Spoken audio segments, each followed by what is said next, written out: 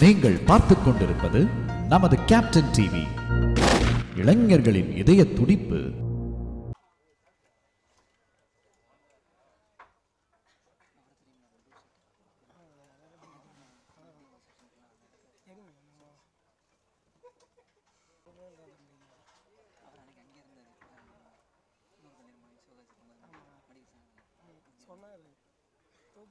வரவேற்பதில் பெருமை கொள்கிறோம். அதோடு எங்களுடைய அழைப்பை ஏற்று இங்கு வந்திருக்கின்ற சிறப்பு விருந்தினர்கள் அனைவரையும் வரவேற்று மகிழ்கிறோம். நன்றி. அடுத்ததாக இந்த படத்துல ஒரு முக்கியமான ரோல் பண்ணியிருக்காங்க. ஹீரோக்கு தங்கையா நடிச்சிருக்கக்கூடிய ராஜகுமாரி அவர்களை மேடைக்கு வருமாறு அன்புடன் அழைக்கிறோம்.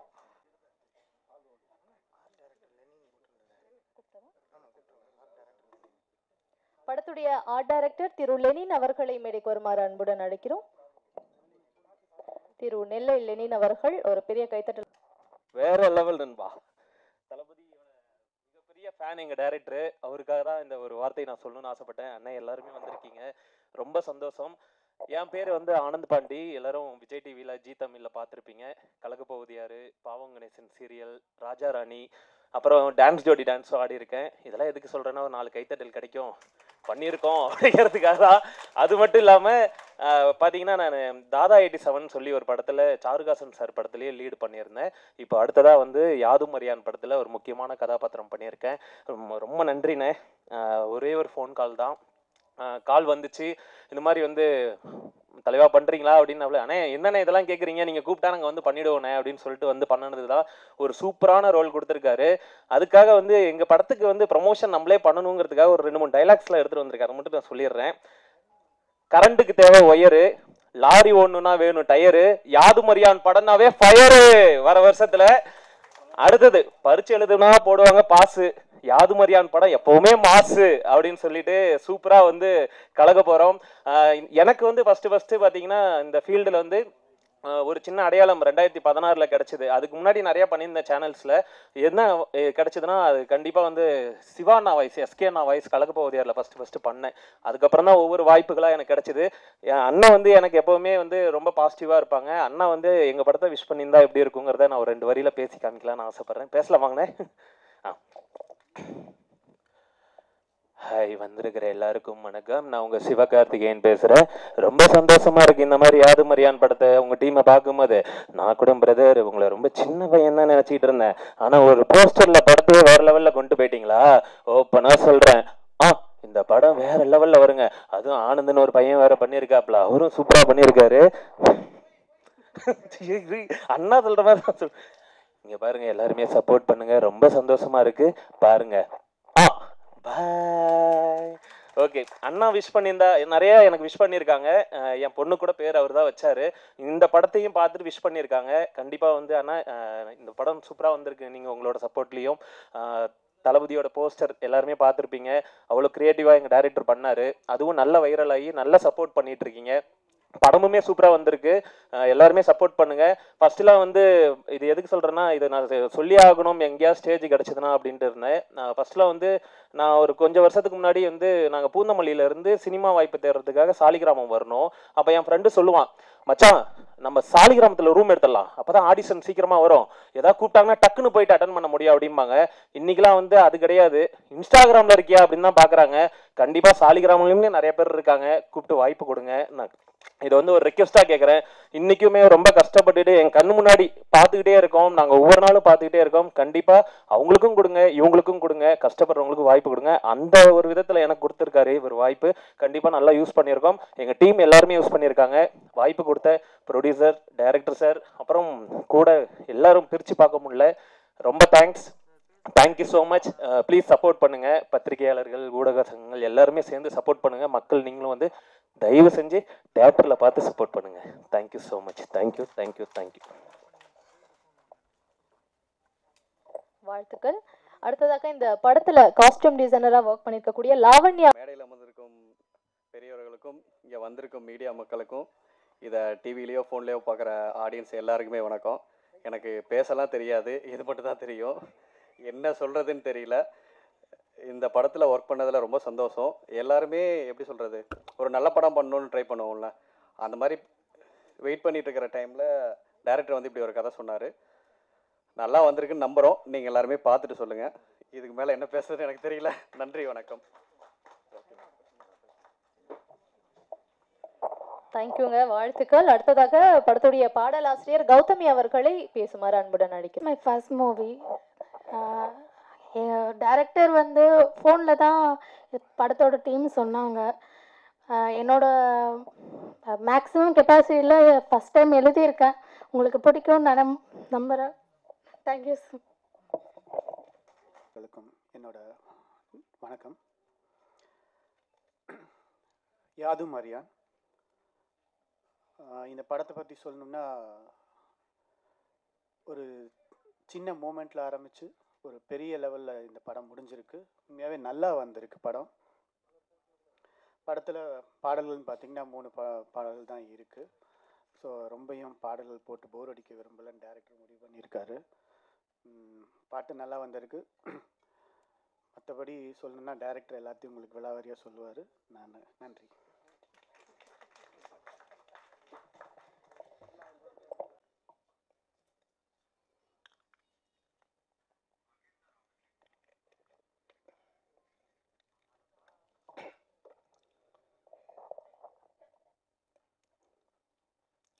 தினமலர் பற்றி நமக்கெல்லாம் தெரியும். அங்கேருந்து ஒரு அம்பி வருவார்னு எதிர்பார்த்தேன். ரெமோ வருவார்னு கூட பார்க்கலாம். அந்நியனே வந்திருக்கிறார். தினமலர் குடும்பத்திலேருந்து ஒருத்தன் வந்து சைவ சாப்பாடு கொடுப்பாங்கன்னு எதிர்பார்த்தோம். ஆனால் இன்றைக்கி வந்து நான் அமாவாசையில் எங்கேயாவது வெளியில் சுற்றிக்கிட்டேன்னா வீட்டிலேருந்து ஃபோன் பண்ணுவாங்க, எங்கள் அம்மாவோ இல்லை மனைவியோ, அப்பாவுக்காக இன்றைக்கி ஒரு நாள் சைவம் சாப்பிடுங்க அப்படின்னு. அவங்க சொல்லும்போது மணி ஒரு 2:30-3 இருக்கும். சென்னையில் அது மாதிரி எங்கேயாவது சுற்றிட்டு இருந்தோம்னா உங்களுக்கே தெரியும், சத்தியமாக சைவ சாப்பாடு கிடைக்காது அந்த டயத்துக்கு. சைவம் வந்து இன்றைக்கி ரொம்ப ரேர் ஆகிடுச்சு. அசைவம் தான் வந்து ட்ரெண்ட் ஆகிடுச்சு. ஸோ அதனால் அந்த தினமலர் குடும்பத்துலேருந்து அசைவமாக ஒரு படம் கொடுப்போம், கமர்ஷியலாக ஒரு ஹிட்டு கொடுப்போம் அப்படின்ற மாதிரி ஒரு திட்டமிட்டு ஒரு படம் நடிச்சிருக்காரு தினேஷ் சார். இன்றைக்கி உள்ள சூழ்நிலைக்கு புத்திசாலி பிள்ளை எப்படி பொழைச்சிக்கணுமோ அந்த மாதிரி ஒரு படம் கொடுத்துருக்காரு. அதுக்கு வாழ்த்துக்கள் தினேஷ் சாருக்கு. சோகமாக பார்க்குறாரு. நான் சொன்னதில் அவருக்கு சந்தோஷமாக வருத்தமானு தெரில. நிச்சயமாக வந்து நிச்சயமாக அந்த படம் வெற்றி அடையும் போது நிச்சயமாக ஒரு உச்சக்கட்ட மகிழ்ச்சியை வந்து அனுபவிப்பார். ரொம்ப அப்பாவியாக பார்த்த ஒரு பிள்ளை இப்படி ஒரு டெரராக பண்ணியிருக்காரு அப்படிங்கும்போது எங்களுக்கே ரொம்ப ஆச்சரியமாக இருந்தது. அவர் அப்பப்போ அந்த விஷயங்கள்லாம் அனுப்பும்போது நான் பெருசாக ஒன்றும் கமெண்ட் சொல்ல மாட்டேன். நிச்சயமாக அந்த நிகழ்ச்சியில் பேசுவோம் அப்படின்றதுனால தான் நான் எதுவுமே சொல்லாமல் இருந்தேன். நம்ம நேரில் சில மனிதர்களை பார்ப்போம், ஆனால் திரையில் அந்த மனிதர்களை பார்க்கும்போது அவங்க வேறு மாதிரி பிரம்மாண்டமான விஸ்வரூப தரிசனம் இருக்கும். விஜய் சாரை பற்றிலாம் எல்லோரும் சொன்னாங்க. அவரோட 4 படங்கள் நடிக்கும்போது நேரில் பார்க்கும்போது இந்த அப்பாவி பிள்ளையா இப்படி திரையில் வந்து இப்படி விளையாடுது, பூந்து விளையாடுது, வீடு கட்டி விளையாடுது அப்படின்ற மாதிரி இருக்கும். விஜய் சாரோட நெருங்கி பழகின அவங்க எல்லாருக்குமே தெரியும். ரொம்ப சாஃப்டாக பேசுவார், ரொம்ப யதார்த்தமாக ரொம்ப இதாக பேசுவார். வணக்கம்னு சொன்னால் கூட அந்த எல்லா எழுத்தையும் சேர்த்து வச்சு மாட்டார், அப்படி மென்மையாக தான் பேசுவார். ஆனால் அவர் டைலாக் பேசும்போது ஆகட்டும், அவரோட ஆக்ஷன் சீக்வன்ஸ் ஆகட்டும், அது ஒரு மாதிரி வேறு லெவலில் இருந்து இன்றைக்கி வந்து ஒரு பெரிய உச்சத்தில் இருக்கக்கூடிய ஒரு சூழ்நிலையாக இருக்கார். அந்த வரிசையில் சினிமாவில் வந்து ரொம்ப நம்ம நேரில் சாஃப்டாக பார்க்கக்கூடிய எல்லாருமே வந்து திரையில் வந்து அவங்களோட பர்ஃபார்மன்ஸை வந்து நமக்கு ஒரு விஸ்வரூப தரிசனம் கொடுத்துருக்காங்க. அந்த வரிசையில் தினேஷும் வந்து வரணும் அப்படின்னு என்னுடைய வாழ்த்துக்களை தெரிவிச்சுக்கிறேன். ரொம்ப ரொம்ப மகிழ்ச்சியாக இருக்குது. ரொம்ப அவருடைய நட்புக்காக நிறைய பேர் இப்போ கூட பேரரசர் சொன்னாங்க, நான் எனக்கு வர முடியல, முக்கியமான வேலை இருந்தது. கணக்கல் மாஸ்டர் கேட்டாங்க, அவங்கள்ட்ட கேட்டாங்க. கேட்கும்போது எப்படி வர்றீங்க அப்படின்னு பக்கத்தில் கேட்டுட்டு இருக்கும்போது அவங்க சொன்னாங்க, பேரரசர் இல்லை தினமலர் அப்படின்னு சொன்னாங்க, அதனால் நான் வேறு வேலையெல்லாம் விட்டுட்டு நான் வந்துட்டேன் அப்படின்ற மாதிரி. அந்த மாதிரி வந்து முக்கியமாக வந்து நான் திரும்ப அவரே பற்றி பேசுகிறேன் அப்படின்னு தப்பாக நினச்சிக்க வேண்டாம். ஏன்னா வந்து கோபியை பற்றியும் ரொம்ப முக்கியமாக பேசி ஆகணும், டேரக்டர் கோபியை பற்றியும் பேசி ஆகணும். அதுக்கு முன்னாடி இவரை பற்றி சொல்லணும்னா வந்து ரொம்ப இந்த படத்துக்காக ரொம்ப அவர் எல்லாத்தையும் ஃபோன் பண்ணி அதெல்லாம் அனுப்பிச்சு இதெல்லாம் வந்து நண்பர்கள் வந்து எல்லாருக்கும் சொல்லுங்கள், ஷேர் பண்ணுங்கள் அப்படின்ற மாதிரி விஷயம் இருந்தது. எனக்கு அப்படி சொல்லும்போது இதுக்கான தேவையே இல்லை, அவருக்கு செய்ய வேண்டிய கடமை எங்களுக்கு இருக்குது. ஒவ்வொரு நடிகனாகட்டும், ஒவ்வொரு இயக்குனராகட்டும், ஒவ்வொரு தொழில்நுட்ப கலைஞர்களாகட்டும், அந்த பத்திரிகையில் இன்னைக்கு எவ்வளவுதான் என்னமா வந்தாலுமே கூட அந்த பத்திரிகையில் ஒரு பேர் வர்றதன் மூலமாக ஒரு பெரிய டைரக்டருக்கு ஞாபகம் வருங்க. ஒரு படத்தில் நம்மளை நடிக்கிற கூப்பிட்டுருப்பாங்க, அந்த பத்திரிகையில் உங்களோட பேர் பார்த்தங்க, அது வேற ஒரு பெரிய படமாக இருக்கும், பெரிய செய்தியாக இருக்கும். அதில் வந்து அந்த நடிகர்கள் லிஸ்ட்டில் ஒரு சின்னதாக நம்மளுடைய பேர் வந்திருக்கும், இல்லை தொழில்நுட்ப கலைஞர்கள் லிஸ்ட்டில் நம்மளுடைய பேர் வந்திருக்கும் பாருங்க. அது பார்த்துட்டு ஒரு நிச்சயமா வந்து ஒரு மணிரத்னத்துக்கோ சங்கருக்கோ கூட நினைவுக்கு வர்ற அளவுக்கு பத்திரிகைகளுடைய ஆளுமை வந்து இருந்துச்சு. இன்னைக்குமே கூட இன்னைக்கு வந்து படப்பிடிப்புக்கெல்லாம் போறவங்களாம் அங்கெல்லாம் சவுத்லாம் போனோம்னா எல்லாமே தினமலர் தான், சவுத்லாம் முழுக்க ஆக்கிரமிப்பு தினமலர் தான் இருக்குது. எவ்வளவு டிஜிட்டல் மீடியா வந்தாலுமே கூட இன்னைக்கு பத்திரிகை இருந்துகிட்டு தான் இருக்குது, உயிரோட இருந்துகிட்டு தான் இருக்கு. அது காரணங்கள் வேற. கையில வச்சுட்டு அப்படியே என்னதான் நம்ம ஸ்க்ரோல் பண்ணி பார்த்தாலுமே கூட அந்த கையில வச்சுட்டு உயிரோட்டமா அப்படி பார்க்கக்கூடியது பத்திரிகை வந்து இன்னமும் அது வந்து இவ்வளவு போட்டி உலகத்துல கூட இருந்துகிட்டு தான் இருக்கு. அதனால வந்து நாங்க திரைப்படத்துறையில் இருக்கிற அத்தனை பேருடைய பெயர்களுமே வந்து தினமலர் பத்திரிகையிலயோ எல்லா பத்திரிகையிலும், தினமலர் மட்டும் இல்ல எல்லா பத்திரிகையிலும் வந்திருக்கு. நம்ம வந்து ஒரு ரிப்போர்ட்டர்ஸ் வந்திருக்காங்க, அங்க உள்ள மற்ற ஆட்கள்லாம் வந்திருக்காங்க, திரைப்படத்துறையிலேருந்து நிறைய பேர் வந்திருக்காங்க, திரைப்பட நடிகராக வந்திருக்காங்க, மற்ற இயக்குனராக வந்திருக்காங்க, நல்ல கோலோச்சி இருக்கிறாங்க இயக்குனராக வந்து பத்திரிகை துறையிலிருந்து வந்து பெரிய வெற்றியில் அடைஞ்சிருக்காங்க. ஆனால் திரைப்பட அந்த பத்திரிகை துறையிலிருந்து வந்து திரைப்படத்துக்கு வந்து கோலோச்சி இருக்கிறாங்க. அதே பத்திரிகை துறையில் அந்த குடும்பத்திலிருந்து ஒரு அதிபர் குடும்பமா திரைப்பட அந்த பத்திரிகை அதிபர் குடும்பத்திலேருந்து ஒரு 4ஆம் தலைமுறை, தினமலர்ன்றது ஒரு பாரம்பரியமான பத்திரிகை, அதுலேருந்து ஒரு 4ஆம் தலைமுறையா அந்த பத்திரிகையிலேருந்து வந்து அந்த பத்திரிகையுடைய அந்த முதலாளிகள் குடும்பத்திலேருந்து வந்து இன்னைக்கு வந்து நேரடியாக சினிமாவுக்கு வந்தது வேற யாரும் இல்லை அப்படின்னு நான் நினைக்கிறேன். அந்த வகையில் தினேஷ் சார் வந்து அவர் வந்து நிச்சயமா வந்து பல பேருடைய வளர்ச்சிக்கு, பல பேருடைய வாழ்க்கைக்கு, பல பேருடைய உயரத்துக்கு, பல பேர் வந்து ஒரு வாழ்வாதாரத்துக்கு அது வந்து அந்த பத்திரிகையெல்லாம் ஒரு காரணமாக இருந்திருக்கு. அதனால அந்த பத்திரிகை குடும்பத்திலே வந்த அந்த தினேஷ் அவர்கள் நிச்சயமா இந்த படத்தின் மூலமா திரைப்படத்துறையில் கால் ஊன்றணும், பெரிய வெற்றி அடையணும் அப்படின்னு நான் வாழ்த்துக்கிறேன். அப்புறம் கோபி வந்து நிச்சயமா வந்து விஜய் சார் அடுத்த படம் நடிப்பாரு.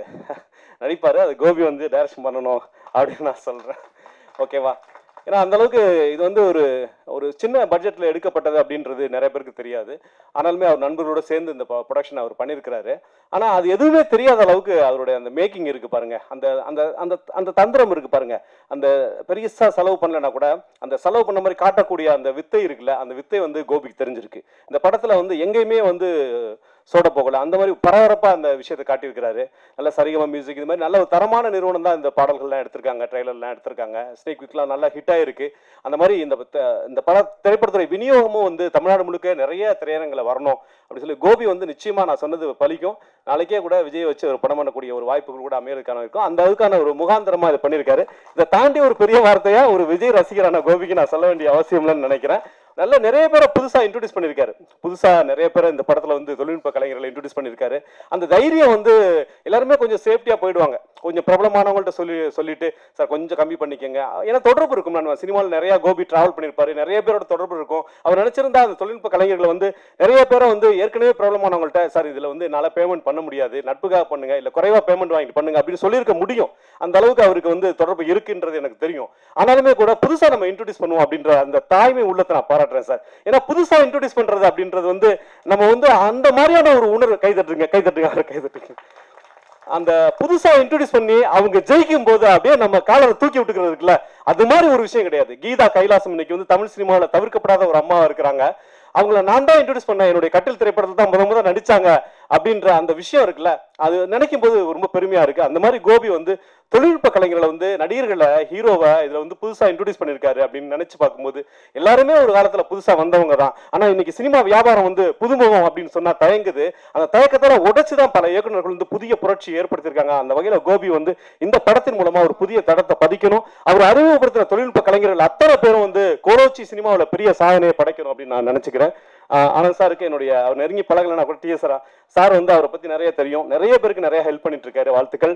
சம்பத் நாங்களாம் வந்து விஜய் சார் படத்துல நடிச்சிருக்கிறோம். ரொம்ப நீண்ட காலமா 25 ஆண்டு காலமா அவரோட சேர்ந்து டிராவல் பண்ணிட்டு இருக்கேன். சமீபத்துல வந்து நம்ம தமிழ் சினிமா அவரை பயன்படுத்துறது கூட மலையாள சினிமா, தெலுங்கு சினிமா வந்து சம்பத் சாரை பயன்படுத்திக்கிறது, சம்பத் ராமன் பயன்படுத்திக்கிறது வந்து பெரிய விஷயமா இருக்கு.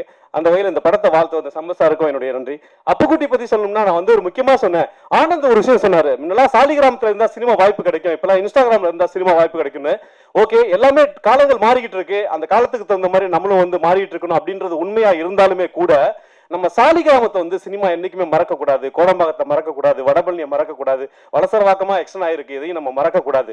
ஏன்னா இன்னைக்கு வந்து சமீபத்தில் ஒரு பெரிய ஹீரோட படத்துல ஒருத்தருக்காக வெயிட் பண்ணிட்டு இருக்காங்க. அவரு ஏன் அவர் டேட்டு கொடுக்கல அப்படின்னு இருக்கும்போது அவர் வந்து எந்த நிகழ்ச்சியை நான் குறையா சொல்லல, அந்த நிகழ்ச்சியை நான் குறைவா சொல்ல, அந்த நிகழ்ச்சி வந்து ஒரு 100 படத்துக்கு சமமான நிகழ்ச்சி தான், குக்கு வித் கோமாளி. அந்த நிகழ்ச்சியில் அவர் நடிச்சிட்டு இருக்காருங்க, டேட் இல்லை அப்படின்னு சொல்லி ஒரு பெரிய ஹீரோட படம் வந்து ஷூட்டிங் தள்ளி போகுது. ஏன் வந்து நீங்க வந்து ஒருத்தர் பிஸியா இருக்க ஒருத்தரை வந்து துரத்தி ஒரு டிவியில ஒருத்தர் பிஸியா இருக்காருன்னா விட்டுருங்களேன். இந்த அப்புக்குட்டி இருக்காரு, எவ்வளவு பேர் அப்புக்குட்டிக்கு எல்லாம் வருஷத்துக்கு எல்லா நாளுமா வேலை கொடுத்துட்டோம். ஒரு தேசிய விருது பெற்ற கலைஞன் அப்புக்குட்டி, தேசிய விருது பெற்ற கலைஞன் அப்புக்குட்டி. ஏன் இந்த சினிமா வந்து இந்த மாதிரி ஒரு கலைஞர்களை வந்து சரியா பயன்படுத்திக்க மாட்டேங்குது?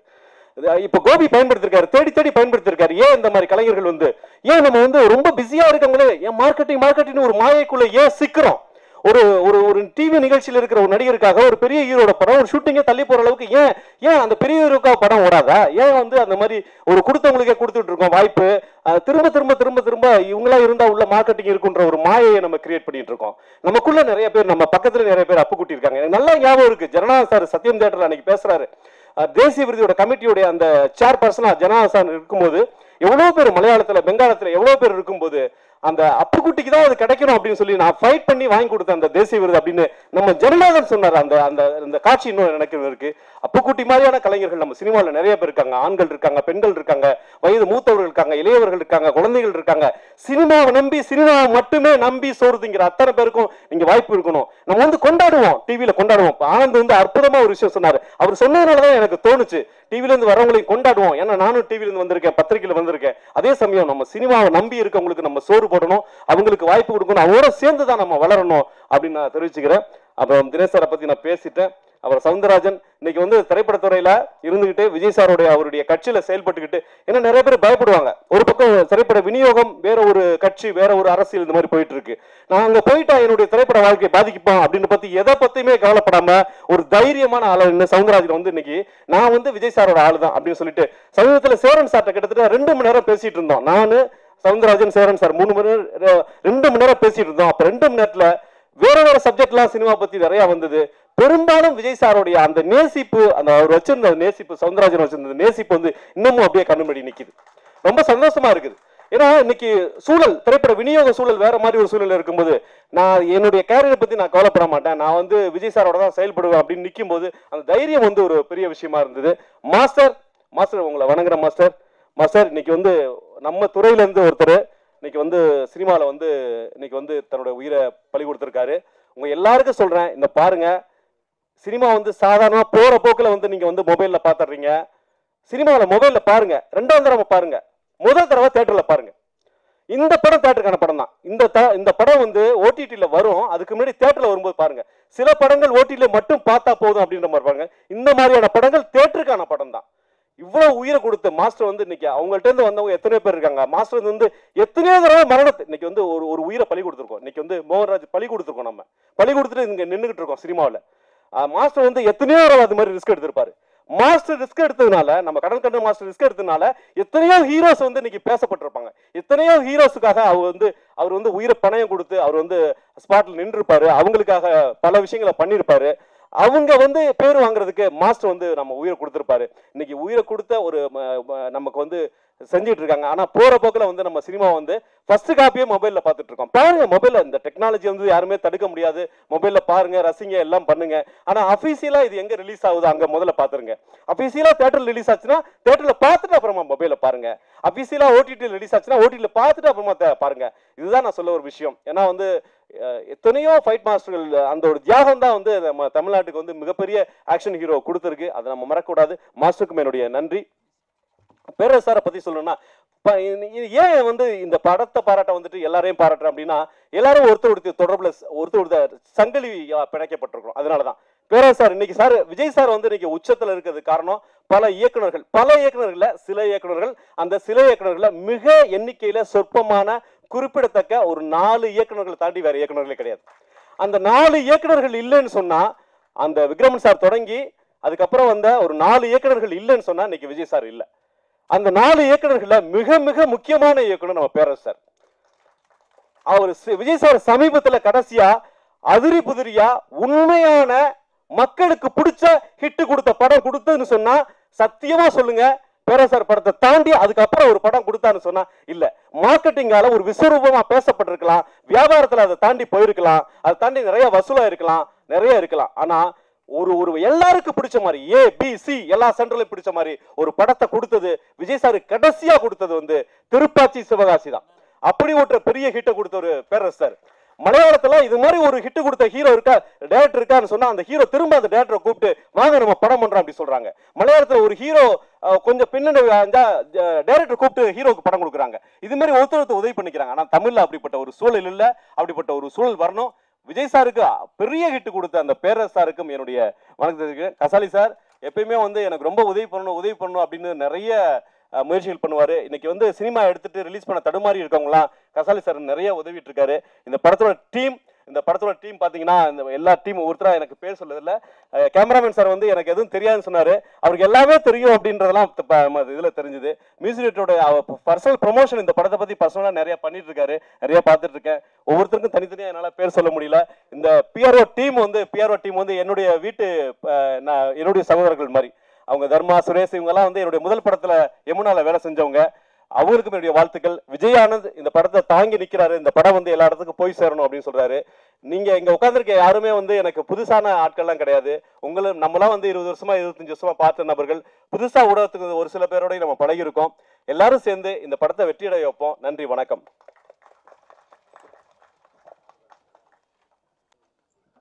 ஊடகம் மற்றும் யூடியூப் பத்திரிகையாளர்கள் அனைவருக்குமே என்னுடைய மனமார்ந்த மாலை வணக்கத்தை தெரிவிச்சுக்கிறேன். நான் நடிக்காத ஒரு படத்துக்கு வந்து பேசுகிறேன்னா இது 2வது தடவையோ 3வது தடவையோ நினைக்கிறேன். இப்போ தான் இயக்குனர் பேரரசு சாருடைய கஷ்டம் எவ்வளோ இருக்குன்னு என்னால் புரிஞ்சிக்க முடியுது. தினமும் அவர் வந்து யார் பழகினவங்க பழகாதவங்க யார் கூப்பிட்டாலும் அந்த படத்துக்கு ஆடியோ லான்ச்சுக்கு வந்து அதை என்கரேஜ் பண்ணுற ஒரு நல்ல ஒரு இதயம் அவர். உண்மையிலேயே அவரை பாராட்டியே தீரணும். ஸோ நான் இந்த படத்தில் நடிக்கலைனாலும் இதில் ஒர்க் பண்ணுற விஜய் ஆனந்த் அவர்களுடைய அழைப்பின் பேரில் இங்கே வந்திருக்கேன். அவருக்கு என்னுடைய நன்றியை தெரிவிச்சுக்கிறேன். இந்த படத்தோட ஹீரோ தினேஷ் சார் ஒரு பாரம்பரியமான ஒரு குடும்பத்திலேருந்து வந்திருக்காரு. பட் அற்புதமான ஒரு நடிப்பை வெளிப்படுத்தியிருக்காருன்னு தான் சொல்லணும். படம் அப்படின்னு தெரியல, அந்த அளவுக்கு ஒரு யதார்த்தமான ஒரு நடிப்பை, ஒரு அற்புதமான ஒரு நடிப்பை கொடுத்துருக்காரு. அவருக்கு என்னுடைய மனமார்ந்த வாழ்த்துக்களை தெரிவிச்சுக்கிறேன். தமிழ் சினிமாவில் ஹீரோக்கள் பஞ்சம் அதிகமாகிட்டே இருக்குது சார். நிச்சயமாக நீங்களும் ஒரு நிலையான ஒரு நல்ல ஒரு ஹீரோவாக வரணும்னு நான் ஆண்டவனை பிரார்த்திக்கிறேன். இந்த படத்தோட இயக்குனர் கோபி சார் இப்போ தான் ஃபஸ்ட் டைம் பார்க்குறேன். ஒரு நல்ல ஒரு படம் கொடுத்துருக்காருன்னு தெரியுது. சில ஆண்டுகளுக்கு முன்னாடி ஹிந்தி படம் கில் அப்படிங்கிற ஒரு படத்தை பார்த்தேன். இப்போ போன வருஷம் மார்க்கோ அப்படிங்கிற ஒரு மலையாள படத்தை பார்த்தேன். அதோட பாதிப்பு இதில் சில காட்சிகளில் இருக்குது. அந்த அளவுக்கு வந்து ஒரு ஒரு சைலன்ஸ் த்ரில்லராக ஒரு அற்புதமான ஒரு படமாக இது இருக்கும்னு நான் நம்புகிறேன். இந்த படத்தோட காட்சிகளை பார்க்கும்போது தெரியுது. இந்த படத்தோட பாடல் ஒரே ஒரு பாட்டு இப்போ கேட்டோம், ரொம்ப அற்புதமாக இருந்தது சார். மியூசிக் டைரக்டர் சார், நீங்கள் ஒரு பெரிய ஒரு மியூசிக் டைரக்டராக வரணும்னு நான் ஆண்டவனை பார்த்துக்கிறேன். ரொம்ப அற்புதமாக இருந்தது. பாடல் வரிகளும் ரொம்ப நல்லா இருந்தது. என்னுடைய ரொம்ப நாளாக நான் வந்து மாஸ்டர் கிட்ட நான் ஒர்க் பண்ணியிருக்கேன். நிறைய படங்களில் ஃபைட்டர் இல்லை, நான் நிறைய பேர் என்னை ஃபைட்டர் தான் சொல்லுவாங்க. ஆனால் நான் வந்து ஃபைட் மாஸ்டர்கிட்ட கண்ணக்கண்ண மாஸ்டர்கிட்ட நான் நிறைய படங்களில் வந்து ஹீரோக்களோடையும் வில்லன்களோடையும் கூட அடியாளாக நடிக்கும்போது அவருடைய படங்களை நான் ஒர்க் பண்ணியிருக்கேன். கடைசியாக வந்து ஒரு படம் மாயி படத்துடைய இயக்குனர் சூரியபிரகாஷ் சாருடைய படத்தில் நான் மெயின் வில்லனாக பண்ணேன். முறையாக தமிழில் மெயின் வில்லனாக பண்ணது அந்த படம் தான், வருஷ நாடு. அந்த படத்துடைய ஃபைட் மாஸ்டர் அவர் தான். எனக்கு அவ்வளோ அற்புதமாக கிளைமேக்ஸ் காட்சிகளில் ஃபைட் வந்து கம்போஸ் பண்ணியிருந்தாங்க. ஃபைட்டு முடிச்சு லாஸ்ட் நாள் போகும்போது, நீ பெரிய நடிகன் அவரோட இத்தனை நாளாக நீ வந்து மிஸ் பண்ணிட்டாங்க உன்னை, நீ பெரிய நடிகனா வருவ, பெரிய வில்லனா வருவேன்னு சொல்லிட்டு வாழ்த்து அமிச்சார். நன்றி மாஸ்டர். உங்களுக்கு ஞாபகம் இருக்குன்னு நினைக்கிறேன் ராமேஸ்வரத்தில். அதே மாதிரி என்னோட நண்பர் அப்புக்குட்டி, நானும் அவரும் மெட்ராஸ் பட்டினம் படத்தில் நடித்தோம். படம் ஃபுல்லாக அவர் தூங்கிட்டே இருக்கிறது தான் வேலை. நான் அதில் ஒரு போலீஸ் ஆஃபீஸராக பண்ணியிருந்தேன். ஒரு பீரியட் ஃபிலிம் அது. அதுக்கப்புறம் அவர் வந்து நேஷனல் அவார்டு வாங்கி மிகப்பெரிய ஒரு உயரத்தை தொட்டு இன்றைக்கி சமீபத்தில் கூட ஒரு படத்தில் நானும் அவரும் இணைந்து நடிச்சிருந்தோம். இந்த படத்தில் ரொம்ப அழுத்தமான ஒரு கேரக்டரில் ரொம்ப நல்லா பண்ணியிருக்காரு. ட்ரெய்லர் பார்க்கும்போது ரொம்ப சந்தோஷமாக இருந்தது. ரொம்ப அற்புதமான ஒரு நடிகர், நல்ல நண்பர். மீண்டும் உங்களுக்கு வாழ்த்துக்களை தெரிவிச்சு அப்புக்குட்டி. அப்புறம் என்னோட நண்பர் சவுந்தரராஜன் சார், செடிகளை வளர்க்கணும்னு ரொம்ப பாடுபட்டு இருக்காருன்னு தான் சொல்லணும். இப்போ அரசியலில் குதிச்சிருக்காரு. ஆனால் பல வருடங்களாக பல பேருக்கு செடிகளை தானமாக கொடுத்துருக்காரு. நிறைய இடத்துல செடியை வளர்த்துருக்காரு. அந்த வகையில் நான் எங்கள் ஊரில் மாநல்லூர் அப்படிங்கிற ஒரு கிராமம் திருவள்ளூர் மாவட்டத்தில் இருக்குது. நான் கேட்ட உடனே ஓகே சொல்லி கிட்டத்தட்ட 50 60 நினைக்கிறேன், 60 செடிகளில் அவரே அவரோட டீமோடு வந்து எங்கள் கோயில் வளாகத்தில் நட்டுட்டு போனார். நன்றி சார். இன்னைக்கு கிட்டத்தட்ட 60-70% வந்து மரமாக இருக்குது சார். மீண்டும் உங்களை அழைப்போம், வந்து நீங்கள் அதை பார்க்கணும் அதை. ஸோ இந்த படத்தில் ஒர்க் பண்ண எல்லாருக்குமே என்னோட மனமார்ந்த வாழ்த்துக்களை தெரிவிச்சுக்கிறேன். இந்த படம் மிகப்பெரிய ஒரு வெற்றி அடையணும். வாழ்த்துக்கள். ரொம்ப நன்றி சார். அடுத்ததாக தமிழ்நாடு முழுவதும் யாதும் அறியான் படத்தை வெளியிட இருக்கும். யாதும் அறியான் இப்போ என்னென்னா, அந்த படத்தை வந்து ட்ரெய்லரு பாடலாம் பார்க்கும்போது எல்லாமே தெரிஞ்சவர் ரொம்ப நல்லா பண்ணியிருக்கிறாரு. ப்ரொமோஷனில் வந்து அந்த போஸ்டர் முதல்வர் விஜய் அப்படின்ற அந்த போஸ்டர் வந்து பெரிய வைரல். இப்போ கூட இந்த ஆடியோ லான்ச்சுக்கு அந்த கதாநாயகன் அவர் வந்து அந்த சட்டையை பாருங்கள், கொலை பண்ணிட்டு அப்படியே வர்ற மாதிரியே வந்திருக்கிறாரு அவர். அதாவது படத்தின் பெயர் யாதும் அறியான், ஆனால் அந்த இயக்குனர் வந்து அனைத்தையும் அறிவான் அப்படிங்கிறதான். ஸோ இந்த படம் வந்து எப்படியெல்லாம் படத்தை எடுக்கணும், அதுக்கப்புறம் எடுத்த படத்தை எப்படியெல்லாம் மார்க்கெட் பண்ணணும் அப்படிங்கிறத ரொம்ப சின்சியராக பண்ணுறாங்க. இந்த விழாவுக்கு நான் வந்ததுக்கு முக்கியமான காரணம் திருநெல்வேலி தினமலர் எம்டி தினேஷ் அவர்கள். ஸோ அவரோட அதாவது எவ்வளோ உயரத்தில் இருந்தாலும் கால்கள் வந்து தரையில் இருக்கணும் அப்படிங்கிறதுக்கு ஒரு முழுமையான உதாரணம் வந்து தினேஷ். ஸோ அவரது எளிமையும் பண்பும் அவரது அர்ப்பணிப்பும் இந்த படத்தை பெரிய உயரத்துக்கு கொண்டு போகும், வெற்றியடைய வைக்கும். அந்த டீமோட ஒத்துழைப்பு, டீமோட இன்வால்மெண்ட் ரொம்ப நல்லா இருக்குது. படம் வந்து சிறப்பாக வெற்றியடையும். இந்த டீம் ஒற்றுமையாக அடுத்தடுத்து மென்மேலும் வெற்றி படங்களை கொடுக்க வேண்டும், கொடுப்பார்கள் என்ற நம்பிக்கையுடன் வாழ்த்துகிறேன். நன்றி.